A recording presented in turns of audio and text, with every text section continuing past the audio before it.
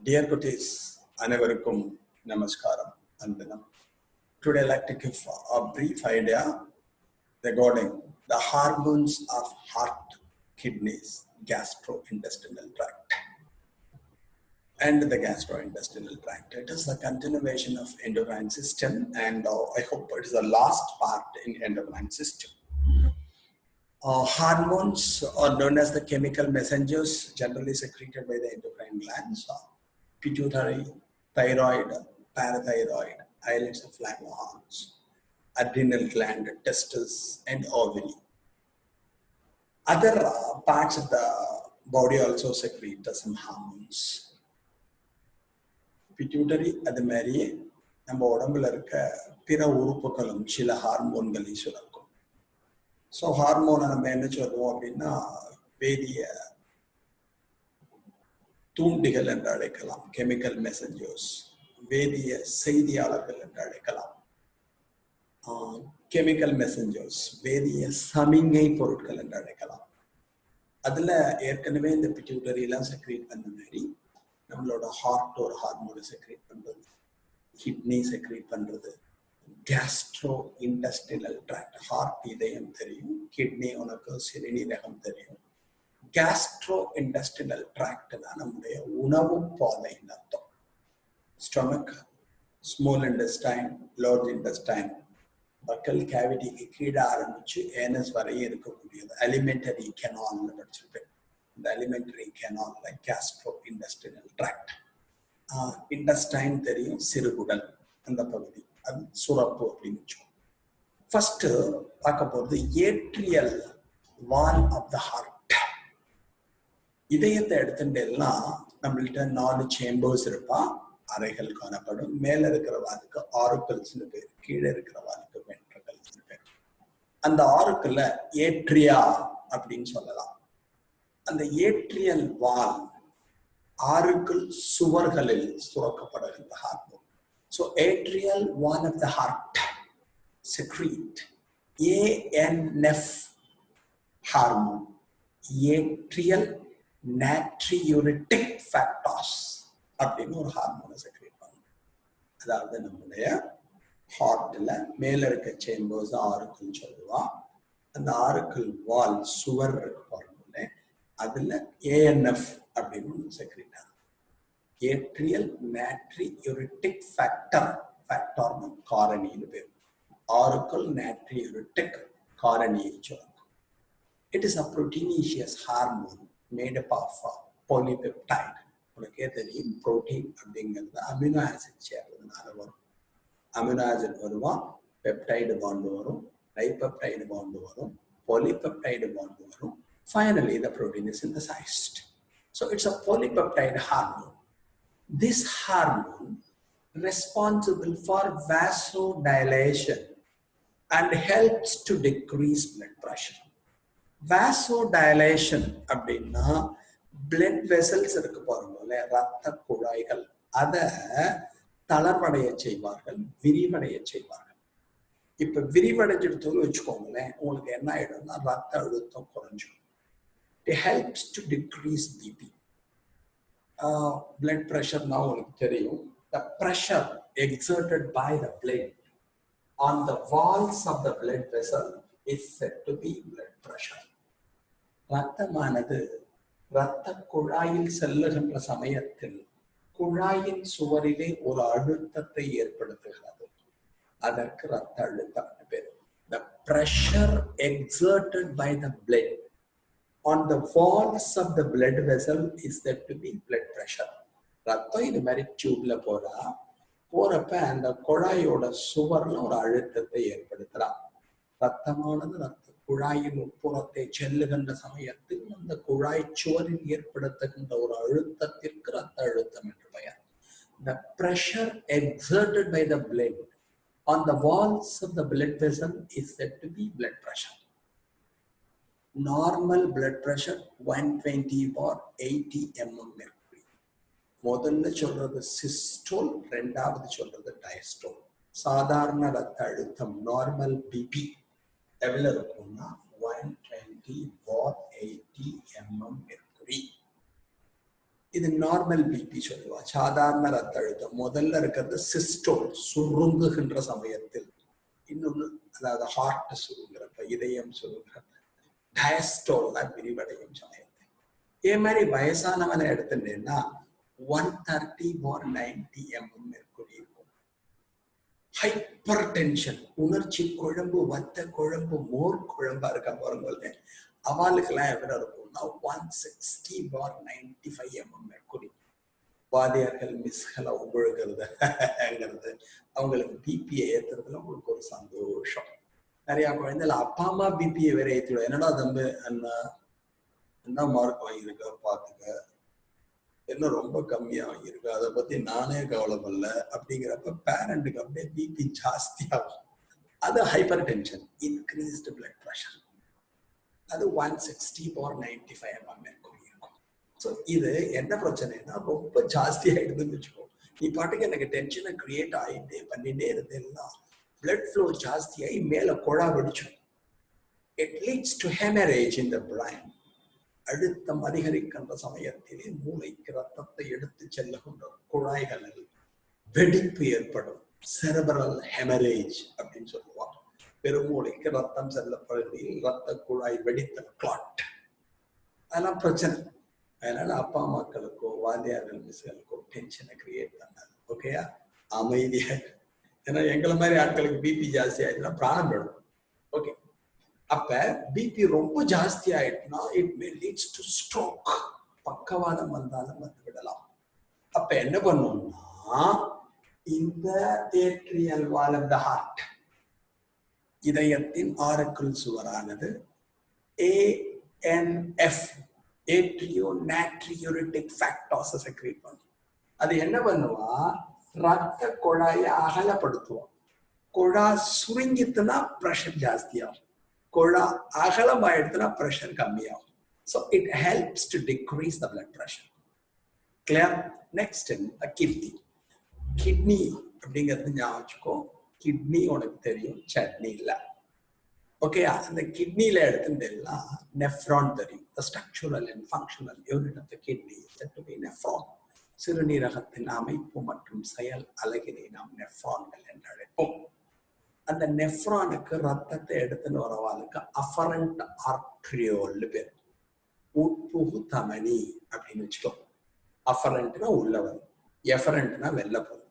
அப்ப நெஃப்ரானுக்கு ரத்தத்தை எடுத்துன்னு வரா பத்தியும் அந்த குழால juxtaglomerular cells, juxtaglomerular cells அப்படின்னு ஒரு செல்ஸ் இருப்பான். ஓகேயா? அவன் ஒரு ஹார்மோனை செக்ரீட் பண்ணுவா. அதுக்கு பேர் எரித்ரோபோய்டின் பேர். அப்ப சிறுநீரகத்திற்கு afferent arteriole brings oxygenated blood to the nephron. ஆக்சிஜனை பெற்றிருக்கக்கூடிய ரத்தத்தினை எடுத்து கொண்டு வருவதற்கு afferent arteriole அப்படின்னு பேர். அவள்கிட்ட juxtaglomerular cells செல்கள் இருப்பாங்க. அவங்க எரித்ரோபோய்டன் அப்படின்னு ஒண்ணு செக்ரீட் பண்ணுவாங்க. இன்னொரு ஹார்மோன் இங்க தரல, ரெனின் அப்படின்னு ஒன்னையும் செக்ரீட் பண்ணுவாங்க. ரெனின் எடுத்துட்டேன்னா ரெகுலேஷன் ஆஃப் பிளட் ப்ரெஷர், அதுவும் யூஸ் ஆகும். அடுத்தது எரித்ரோபோய்டின் தான் முக்கியம். It is responsible for erythropoiesis, production of RBC in the bone marrow is said to be erythropoiesis. எலும்பு மச்சையிலே ரத்த சிவப்பு செல்கள் உருவாகக்கூடிய நிகழ்விற்கு எரித்ரோபாய்சஸ் இருக்கு.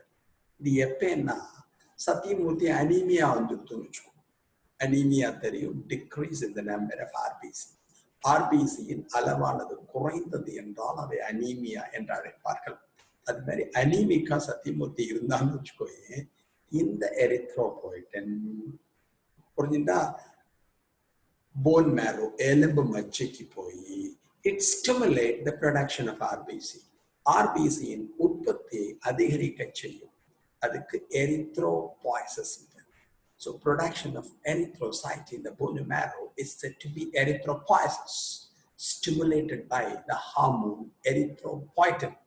எலும்பு மச்சையிலே ரத்த சிவப்பு செல்கள் உருவாகக்கூடிய ஒரு நிகழ்விற்கு எரித்ரோபாய்சிஸ் என்ற பெயர். அதை தூண்டுவது எரித்ரோபாய்டின். நெக்ஸ்ட் எடுத்துட்டோம்னா கேஸ்ட்ரோ இன்டஸ்டினல் ஹார்மோன். நம்மளோட சிறுகுடல் பகுதியில் சுரக்கப்படுகின்ற ஹார்மோன் வச்சுக்கலாம். பேர்லாம் கொஞ்சம் கேட்டுக்கொண்டு இருந்தாலும் இது ஒரு 2-3 பேர் இருக்கு. ஒன்னுக்கு பேரு கேஸ்ட்ரின் பேர், இன்னொருத்தருக்கு பேர் செக்ரீட்டின் பேர், இன்னொருத்தருக்கு பேரு கோலிசிஸ்டோகைனின் அப்படின்னு பேர், அடுத்தது கேஸ்ட்ரிக் இன்ஹிபிட்டரி பெப்டைட் பேர். அப்ப நம்மளோட கேஸ்ட்ரோ இன்டஸ்டினல் ட்ராக்ட், உணவு பாதை மற்றும் சிறுகுடல் பகுதின்னு வச்சுக்கோம். அந்த இடத்துல செக்ரீட் ஆகுது என்ன? Gastrin, செக்ரீட்டின், கோலிசிஸ்டோகைனின், கேஸ்ட்ரி inhibitory peptide. கீழே இருக்கிறது பெப்டைட். அங்க அந்த ஹார்மோன்லாம் செக்ரீட் ஆகும். அவங்க என்ன ஃபங்க்ஷனை பண்ண போறாங்க, வாட் இஸ் த ரோல், ஒன்று என்ன பண்றது அப்படிங்கிறத பத்தி பார்க்கலாம். கொஞ்சம் சமத்தா கவனிச்சுக்கோ. இதெல்லாம் உனக்கு ஒன்றும் ரொம்ப ஈஸி தான், பட் என்ன ஒரு தடவை 2 தடவை பார்த்துன்னா தான் வரும். கவனிச்சுக்கோ. நான் அப்புறமா உனக்கு இதை காமிக்கிறேன், நீ எழுதிக்கிறதுக்கு. கேஸ்ட்ரின் எடுத்துட்டேன்னா it acts on gastric glands. Gastric glands அப்படின்னா உனக்கு தெரியும், நம்மளுடைய இரைப்பை இருக்கு பார்த்தீங்கன்னா அந்த ஃபார்ம் ஆகிறதுக்கு கேஸ்ட்ரிக் ஜூஸ். ஓகேயா? அதே மாதிரி தெரியும் நினைக்கிறேன், மறந்துருக்க மாட்டேன்னு நினைக்கிறேன். நம்மளோட ஸ்டொமக்ல கிட்டத்தட்ட 40 million gastric glands are present. நம்முடைய குடல் அல்ல, இரைப்பை பகுதியிலே கிட்டத்தட்ட 40 மில்லியன் கேஸ்ட்ரிக் சுரப்பிகள் காணப்படும் கிளாண்ட். அவன் செக்ரீட் பண்ற ஜூஸுக்கு தான் கேஸ்ட்ரிக் ஜூஸ், இரைப்பை நீர். நமக்கு per day 10th படிச்சிருப்பேன், 1500 to 2500 ml gastric juice is found. நம்முடைய இரைப்பையிலே கிட்டத்தட்ட 1500 to 2500 ml gastric juice form ஆகும். ஓகேயா? இப்ப புரிஞ்சுட்டு. அப்ப இரைப்பை, the stomach with 40 million gastric glands, 40 million இரைப்பை சுரப்பிகள் காணப்படும். they secrete gastric juice, இரைப்பையினுடைய சுரப்பார்கள். எவ்வளவு செக்ரீட் ஆகும் சொன்னேன்? 1500 ml to 2500 ml, 1.5 லிட்டர்ல இருந்து 2 லிட்டர் சுரப்பாங்க. அதுல எடுத்து எல்லாம் HCl இருக்கும். That's why it is acidic in nature, hydrochloric acid. You know the role of HCl? It acts as an antibacterial agent. நம்ம உணவுல ஏதாவது பாக்டீரியா இருந்ததுன்னா அதை சாகடிக்கும். ஸோ அது ரொம்ப முக்கியம். இட் ஸ்டிமுலேட்ஸ் த அந்த HCl இருக்கும், பாக்கி இருக்கும். அந்த HCl இருக்கு போல, அந்த HCl செக்ரீட் பண்றவாளுக்கு ஆக்சின்டிக் செல்ஸ் எல்லாம் 10th standard. It stimulates the secretion of HCl and pepsinogen. அப்ப நம்மளோட இரைப்பையிலே ஹைட்ரோகுளோரிக் ஆசிடும் பெப்சினோஜனும் செக்ரீட் ஆக ஸ்டிமுலேட் பண்ண தூண்டும். அதான் கேஸ்ட்ரின். அடுத்தது செக்ரீட்டின், acts on exocrine pancreas. pancreasனா கணையம்னு பேர். அங்க செக்ரீட் ஆகிறதுக்கு பேர் தெரியும் உனக்கு, pancreatic juice பேர். அதை ஞாபகம். அதாவது acts on exocrine pancreas, அது மேல ஆக்ட் பண்ணுவா, stimulate secretion of water and bicarbonate ions. அங்க வாட்டரும் பைகார்பனேட் அயான்ஸும், நீரும் பைகார்பனேட் அயனிகளும் உருவாவதை தூண்டும். அடுத்தது CCK, கோலிசிஸ்டோ. இந்த இடத்துல சொன்ன மறந்துருக்க மாட்டேன், கோலிசிஸ்டோகைனின். கோலிசிஸ்டோகைனின் CCK பேர். இதுவும் அந்த ஏரியால செக்ரீட் ஆகும். என்ன பண்ணுவா பாரு, ஆக்ட்ஸ் ஆன். 2 பேர் மேல செயல்படுவார்கள். ஒன்னு pancreas, கணையம். Another is gallbladder. Gallbladder எங்க இருக்கும்னு உங்களுக்கு தெரியும், லிவர்ல இருக்கும், கல்லீரலில் காணப்படும். pancreasல ஃபார்ம் ஆனது pancreatic juice, கணைய நீர். gallbladder உள்ள இருக்கிறது bile juice, பித்த நீர்னு சொல்லுவோம். சோ அப்ப pancreasல pancreatic juice ஃபார்ம் ஆகிறதுக்கும் கணைய நீர். அதே மாதிரி gallbladder உள்ள bile juice. bile juice படிச்ச பேர் எல்லாம் 10th standard ஞாபகம். பித்த நீர்னு சொல்லுவா, enriched with bile salt and bile pigment. bile உப்புகளும் நிறமிகளும் காணப்படும். சோடியம் கிளைகோலேட், சோடியம் டாராக்ளைகோலேட் அப்படின்னு சொல்லிட்டு சால்ட் உப்பு இருக்கும். பிலிரூபின், பிலிவரிடன் அப்படின்னு பிக்மெண்ட் நிரம்பி இருக்கும். எல்லாம் 10th ஸ்டாண்டர்ட். அதோட செக்ரேஷன் அந்த ஜூஸோட சுரப்பினை தூண்டுவார்கள். Next GIP, gastric inhibitory peptide, இரைப்பை சுரப்பை குறைக்கக்கூடிய ஒன்று. ஏன்னா ரொம்ப முக்கியம். நான் சொன்னேன்னா inhibits gastric secretion and motility. Inhibits gastric secretion and motility அப்படின்னா or motility. gastric juice ரொம்ப ஃபார்ம் ஆயிடுதுன்னா பிரச்சனை. அல்சர் வந்துடும் தொப்பாலையில. நம்ம சரியா சாப்பிடாம இருந்தோம்னா இரைப்பையிலே புண் வந்துவிடும். அதுக்கு தான் அல்சர்னு பேர். ஸோ ரொம்ப செக்ரீட் ஆயிடுதுன்னு வச்சுக்கோங்க, அதை சப்ரஸ் பண்ணும், குறைக்கும். இரைப்பை நீர் சுரப்பினை குறைக்கும், அதனுடைய அசைவினை குறைக்கும். உனக்கு என்ன ஆகும்னா நம்மளோட தொப்பாலையில இரைப்பையில every 20 seconds peristaltic waves takes place. நம்ம சாப்பிடுவோம், உள்ள பயத்துல போனோம்னா ஒவ்வொரு 20 நொடிகளுக்கும் அலை இயக்கம் நடைபெறும். சாப்பிட்ட உடனே அப்பா அம்மா தொப்பாளியில காதை வச்சுப்பார், ஏஆர் ரகுமான் மியூசிக்கே கேட்கும். இட்லி சாப்பிட்டா ஒண்ணும், இட்லி வித் சாம்பார் வேற, பரோட்டா தின்ன வேற, வெறும் வயத்தோட அது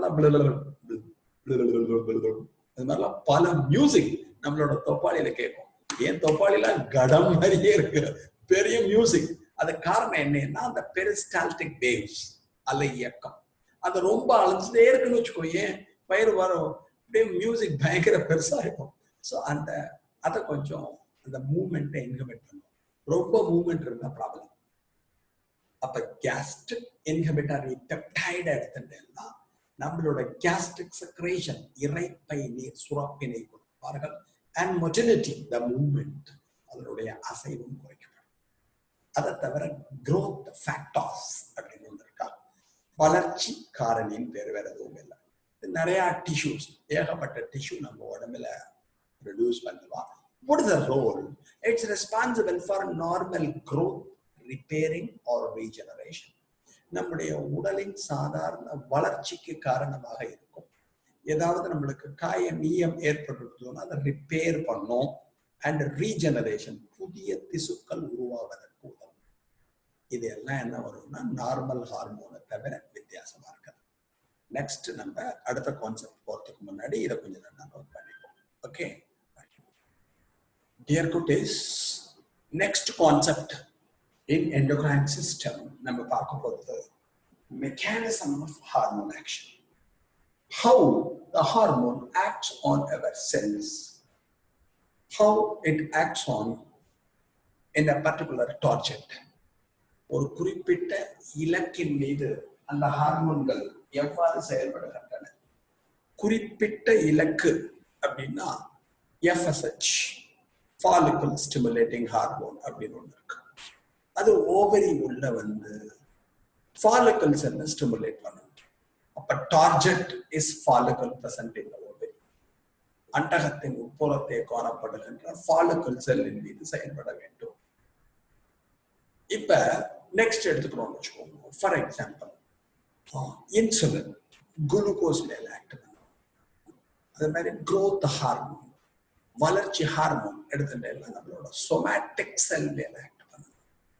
அப்ப மெக்கானிசம் ஆஃப் ஹார்மோன் ஆக்ஷன், ஹார்மோனின் செயல்பாடு எவ்வாறு இருக்கிறது அப்படிங்கிறத பத்தி நம்ம பார்க்க போறோம். அது என்ன ரொம்ப முக்கியம், ஹார்மோன் ஒரு டார்கெட், ஒரு குறிப்பிட்ட இலக்கின் மீது செயல்பட வேண்டும். ஹவு இட் ஆக்ட்ஸ் அததான் பார்க்க போறோம். It is set to be the mechanism.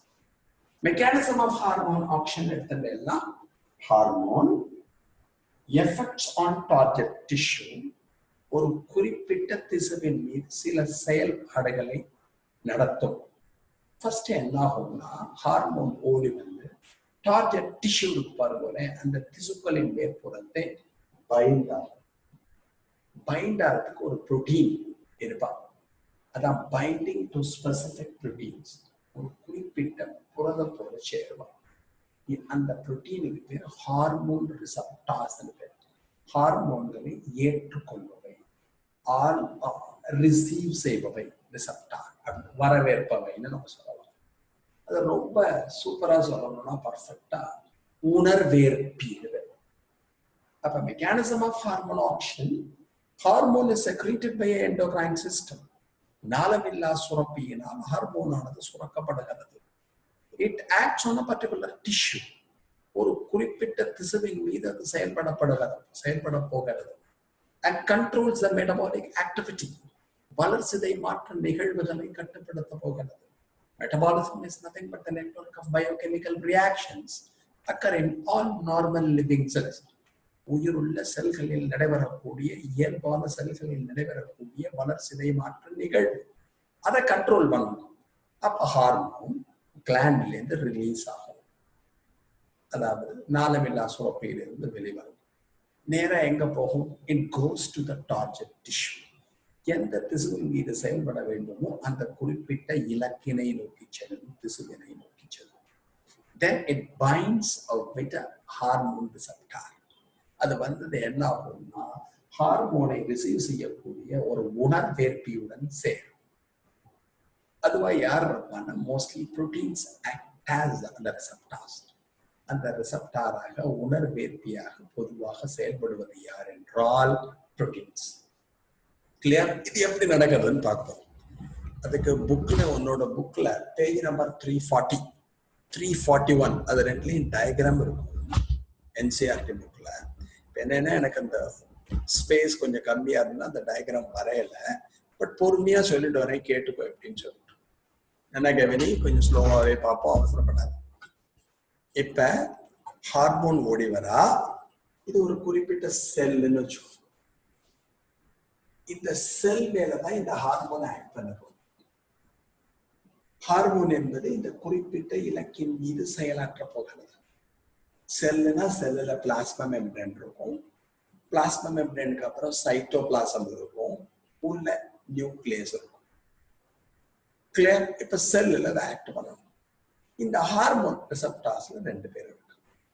One is membrane bound receptors.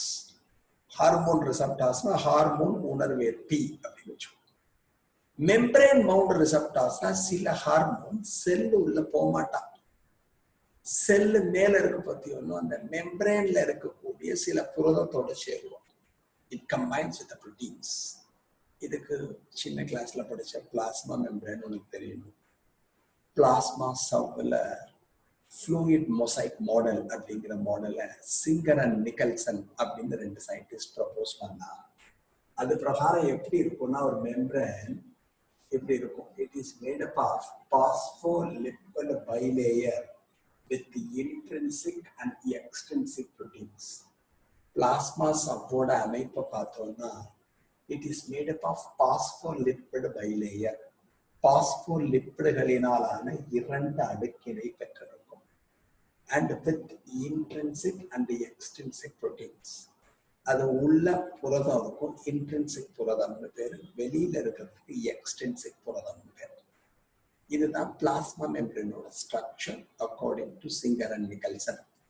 அப்ப பிளான்ட் செல் இல்ல, அனிமல் செல்.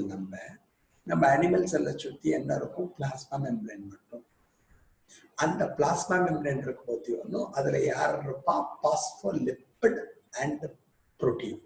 பாஸ்போலிப்பிடும் புரோட்டீன் இருக்கும். புரோட்டீன்ல ரெண்டு புரோட்டீன் இருப்பா. இதுக்கு நடுவில் இருந்தா இன்ட்ரின்சிக் புரோட்டீன் பேர். கொஞ்சம் வெளியில இருந்தா extrinsic proteins. Clear? Membrane bound receptors அப்படின்னா அந்த ஹார்மோனை ரிசீவ் செய்யக்கூடிய உணர்வேற்பி இந்த மெம்ப்ரேன்ல இருப்பான், சவ்விலே காணப்படுவார். ரெண்டாவது இன்ட்ரா செல்லுலர் ரிசப்டார்ஸ். செல்லின் உட்புறத்தில் சைட்டோபிளாசத்துல இருக்கக்கூடிய உணர்வேற்பி. கிளாண்ட்ல இருந்து ஹார்மோன் ரிலீஸ் ஆகிறதா தங்கும். எடுத்த உடனே டார்ஜென்ட்ல போய் அதை டைரக்டா ஆக்ட் பண்ண முடியாதுடா. இலக்கில் நேரடியாக செயல்பட முடியாது. சத்தியமூர்த்தி பாட சொல்லித்தரான். நேரா உன் பிரெயினுக்கு போகாது, காது வழியாதான் போகும். ஸோ என்னிடம் இருந்து செய்தியானது வருகிறது. It goes to the brain. உன்னுடைய மூளைக்கு போகணும். நேரா போய் பிரெயின் போய் அட்டாக் பண்ணிடுமா? இல்லை. காதலுக்கு பத்தி ஒன்றும் அதுல போனேன்னா டிம்பானியம் அப்படின்னு ஒண்ணு இருக்கும், செவிப்பறை. அந்த டிம்பானியம் வழியா ஓடி சென்சரி நியூரான், உணர்வேற்பி நியூரான் மெசேஜ் எடுத்துட்டு பிரெயினுக்கு போவா. போனவொன்னே மூஞ்சியில எக்ஸ்பிரஷன் வரும், புரிஞ்ச எக்ஸ்பிரஷன், புரியாத எக்ஸ்பிரஷன். ராத்திரி 8:45 9 மணி எப்ப பாரு மொக்க போட்டுட்டே இருக்கானேடா அப்படின்னு ஃபீலிங்ஸ். அப்ப அந்த மெசேஜ் நேரா போல through your air it goes, உன்னுடைய காதின் வழியாக செய்தி செல்கிறது. இப்ப என்னோட பேச்சு பாடோங்கிற செய்திய ஹூ கேரிஸ், உன்னோட காது எடுத்துன்னு போகும். காது தூக்கின்னு போலடா, காது வழியா போகும். அப்ப இது ரிசப்டார். ரிசப்டார் ஆர்கன், கண் பார்க்கிறது, காது கேட்கிறது, மூக்கு நுகர்விற்கு காரணமாக இருக்கிறது. அது மாதிரிதான். அப்ப ஹார்மோன் ஒரு கிளாண்டுல ப்ரொடியூஸ் ஆகுது. அந்த ப்ரொடியூஸ் ஆகுது ஒரு குறிப்பிட்ட டார்கெட் செல்லுக்கு போகணும். டார்கெட் செல்லுக்கு நேரா போகாது, somebody else carries, யாரோ ஒருத்தர் எடுத்துட்டு போவா. அவளுக்கு ஹார்மோன் ரிசப்டார்ஸ், ஹார்மோன் உணர்வேற்பி என்று பெயர். இவாள்கிட்ட 2 பேர் இருக்கா. சில பேர் மெம்பரேன்லயே இருப்பா, சவ்வில் காணப்படுவார்கள். அவளுக்கு மெம்பரேன் பவுண்ட் ரிசப்டார்ஸ், பிளாஸ்மா சவ்வுடன் இணைந்த உணர்வேற்பிகள் என்று பெயர். Another is intracellular receptor, செல்லின் உட்புறத்தே காணப்படுகின்ற உணர்வேற்பி உள்ள இருக்கிறதுனால அக உணர்வேற்பி என்று வைத்துக் கொள்ளலாம். இதை புற உணர்வேற்பி என்று வைத்துக் கொள்ளலாம். கிளியர்? ஓகே. அப்ப ஹார்மோன் ரிலீஸ் ஆகுது. அது எப்படி ஆக்ட் பண்ண போகுது பார்க்கணும். இந்த இடத்துல அப்படி ஒரு யாரோ வச்சிருக்கேன். மெம்பரேன் பவுண்ட் ரிசப்டார்ஸ் அப்படின்னு சொன்னேன். மெம்பரேன் பவுண்ட் ரிசப்டார்ஸ் அப்படின்னா பிளாஸ்மா மெம்பரேன்ல இருக்கக்கூடிய ரிசப்டார்ஸ். அந்த மெம்பரேன் பவுண்ட் ரிசப்டார்ஸ் என்ன பண்ணுவா அதான் பார்க்க போறோம். கொஞ்சம் பொறுமையா கவனிச்சுக்கோ, காமிக்கிறோம். இந்த இடத்துல குட்டியா எழுதிருக்கேன். மெம்பரேன் பவுண்ட் ரிசப்டார்ஸ் ஒரு ஹார்மோன் ரிலீஸ் ஆகும். பெப்டைடு ஹார்மோன், புரோட்டீனீஷியஸ் ஹார்மோன், ஒரு ஹார்மோன் ரிலீஸ் ஆகுது, பெப்டைடு ஹார்மோன். அந்த ஹார்மோன் இருக்கு பாருங்க, நேரா கிளாண்ட்ல இருந்து ஓடி வருவான். கிளாண்ட்ல இருந்து ஓடி வருவா என்ன பண்ணுவான்னா நேரா செல் உள்ள நுழைய மாட்டான். It doesn't enter inside the cell. செல்லின் உட்புறத்தை நுழைய மாட்டார்கள். யாரோட சேருவா? இந்த மெம்பரேன் இருக்கு பாருங்க, அந்த மெம்பரேன்ல இருக்க சவ்வுல இருக்க புரோட்டீனோட சேருவோம். சேர்ந்ததுக்கு அப்புறமா சைட்டோபிளாசத்துல they generate secondary messenger, 2ஆம் நிலை தூதுவரை தூண்டுவார்கள். அதுவா cyclic AMP, adenosine monophosphate, IP3, calcium ions, இது மாதிரி இருக்கிறவாள். இது மட்டும் வச்சுக்கோ, சைக்ளிக் AMP மட்டும் ஞாபகம் வச்சுக்கோ. அதான் புக்ல காமிச்சிருக்கான். Cyclic adenosine monophosphate. இது என்ன ஆகும்னா செய்தி எங்கேருந்து வருது? கிளாண்ட், சுரப்பி. சுரப்பியிலேருந்து எங்க நேரா வருது? ஹார்மோன் ஓடி வருது. செல்லு உள்ள நுழையல. செல்லோட மெம்பரேன் இருக்கு பத்தி ஒன்னும், மெம்பரேன்ல இருக்க சவ்வுல இருக்க அந்த புரோட்டீனோட சேர்றது. அப்ப என்ன ஃபார்ம் ஆகுது? அவ 2 பேருக்கு நடுவுல ஒரு காம்ப்ளெக்ஸ் ஃபார்ம் ஆகுது. ஹார்மோன் ரிசப்டார் காம்ப்ளெக்ஸ் பேரு. ஹார்மோன் மெம்பரேன்ல இருக்க சவ்வுல இருக்க புரோட்டீனோட சேர்ந்து they will form a complex. Hormone receptor complex, hormone உணர்வேற்பி காம்ப்ளெக்ஸ். அவ 2 பேரும் சேர்ந்த உடனே என்ன பண்றாங்கன்னா சைட்டோபிளாசத்துல இருக்க ஒரு புரோட்டீனை தோன்றான், ஒரு கெமிக்கலை தோன்றான், ஒரு அயனியை தோன்றான். they stimulate. அப்ப மெசேஜ் என்ன ஆகுதுன்னா இந்த மெம்பரேன்ல இருந்து யாருக்கு போறான்னா இன்னொருத்தருக்கு போறான். அந்த 2ஆவதா இருக்கிறவங்களுக்கு சைக்ளிக் AMPன்னு பேர். சைக்ளிக் அப்படின்னா சுழற்சி அப்படின்னு வச்சுக்கோங்க. அடினோசைன் மோனோபாஸ்பேட் அவளுக்கு போறது. It act as a secondary messenger. அது 2ஆம் நிலை தூதுவராக செயல்படுகிறது. அது போய் செல் உள்ள எந்த பார்ட்டை ஸ்டிமுலேட் பண்ணணுமோ, எந்த பாகத்தை ஸ்டிமுலேட் பண்ணணுமோ அதோட மெட்டபாலிசத்தை கண்ட்ரோல் பண்ணும். இது ஒரு மெத்தடாலஜி. இத பண்றது எல்லாம் யாருன்னா பெப்டைடு ஹார்மோன். ஸ்டீராய்டு ஹார்மோன் கேள்விப்பட்டிருக்கேன். ஸ்டிரால் அப்படின்னு ஒரு கெமிக்கல் இருந்தா படிச்சோம். அட்ரினலின், எபினெஃப்ரைன் எல்லாம் படிக்கிறோம். அவ என்ன பண்ணுவான்னா என்ன ஞாபகம் வச்சுக்கோ, கிளாண்ட்ல ப்ரொடியூஸ் ஆகும். ஒரு பர்டிகுலர் கிளாண்ட்ல. ஒரு எக்ஸாம்பிள் நீங்க கொடுக்குற சமயத்துல உனக்கு என்ன கொடுத்துருக்கோம்னா ஈஸ்ட்ரோஜன் ஞாபகம் வச்சுக்கோ. ஈஸ்ட்ரோஜன் எங்க செக்ரீட் ஆகும் அப்படின்னு உனக்கு தெரியும். ஈஸ்ட்ரோஜன் செக்ரீட்டட் பை, ஞாபகம் இருக்கும்னு நினைக்கிறேன், உங்களுக்கு இது நடந்தது சொல்லி கொடுத்தேன். ஏதோ oestrogen secondary sexual characters ovary நடந்தது சொல்லி கொடுத்தேன். அந்த ஈஸ்ட்ரோஜன் எது மேல ஆக்ட் பண்ணணும்னா ஓவரியில இருக்க ஃபாலிக்கல் செல் உள்ள போய் ஆக்ட் பண்ணணும். அப்ப என்ன ஆகும்னா இந்த ஸ்டிராய்டல் ஹார்மோன்னா நேரா செல்லு உள்ள நுழைஞ்சிடும். மெம்பரேனை தாண்டி செல்லு உள்ள போய் செல்லுல இன்ட்ரா செல்லுலர் ரிசப்டார்ஸ் இருப்பான். ஆக உணர்வேற்பி அவளோட சேர்ந்து நேரா டிஎன்ஏ போய் ஸ்டிமுலேட் பண்ணுவான். They stimulate the genome. They regulate the gene expression. Gene வெளிப்பாட்டினை கட்டுப்படுத்துவார்கள். அப்ப நீ முக்கியமா ஞாபகம் வேண்டியது, முதல்ல சொன்னவா புரோட்டீனோட போய் சேருவா மெம்பரேன்ல. புரோட்டீனோட சேர்ந்ததுக்கு அப்புறம் உள்ள இருக்கிற வேற ஒருத்தரை தூண்டுவா.